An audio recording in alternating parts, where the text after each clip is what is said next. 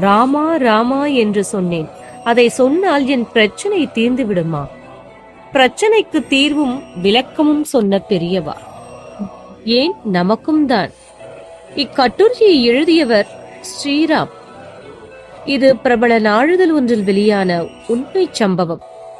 விசேஷ நாள் ஒன்றில் ஸ்ரீமடத்திற்கு மகானை தரிசிக்க பெரும் கூட்டம் வந்திருந்தது.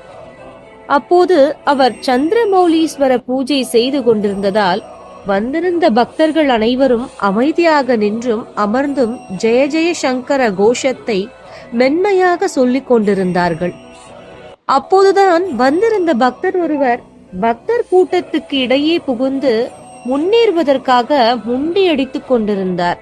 வழிவிட மறுத்தவர்களுக்கும் அவருக்கும் இடையிலான பேச்சுதான் ரகலையாகி கொண்டிருந்தது. மடத்து தொண்டர்கள்